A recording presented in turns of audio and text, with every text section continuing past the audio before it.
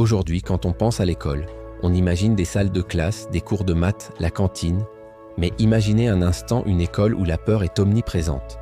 Une école où une simple erreur, un mot de travers, pouvait vous valoir une punition physique, devant tout le monde.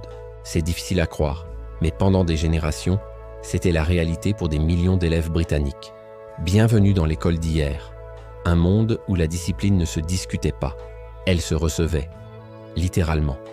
Le principal outil pédagogique pour certains professeurs n'était pas un livre, mais une canne en rotin, une règle plate ou même une simple pantoufle.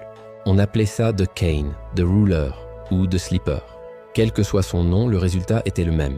Une douleur vive et cuisante, souvent sur les mains ou les fesses. Et le pire, c'est que ça pouvait arriver pour n'importe quoi. Un devoir non fait, une réponse un peu trop insolente, le bavardage en classe. La sanction était souvent immédiate et publique. L'enseignant appelait l'élève au tableau, devant tous ses camarades. L'humiliation était aussi puissante que la douleur physique. Les rires moqueurs des autres enfants, le regard sévère du maître, tout était fait pour marquer les esprits et les corps. Ce qui nous semble choquant aujourd'hui était pourtant considéré comme parfaitement normal à l'époque. Les parents eux-mêmes soutenaient cette pratique. L'adage « qui aime bien châtie bien » était sur toutes les lèvres. Pour eux, c'était une méthode nécessaire pour forger le caractère, pour apprendre le respect et l'obéissance. L'idée qu'un enfant puisse apprendre sans la crainte d'une punition corporelle semblait étrange. L'école était vue comme une extension de l'autorité parentale, et si les parents pouvaient donner une fessée à la maison, pourquoi l'école ne le pourrait-elle pas? Heureusement, les mentalités ont commencé à changer.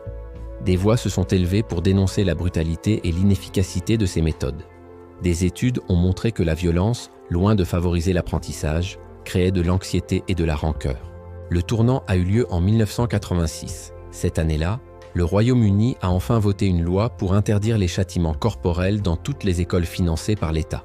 C'était une véritable révolution. Il faudra attendre encore quelques années pour que l'interdiction soit étendue aux écoles privées, en 1999 en Angleterre et au Pays de Galles. Aujourd'hui, l'idée même qu'un enseignant puisse frapper un élève nous paraît barbare, sortie d'un autre âge.